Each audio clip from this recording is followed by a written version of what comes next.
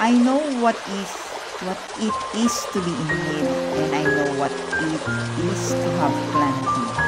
I have learned the secret of being content in any and every situation, whether well fed or hungry, whether living in plenty or in lacking.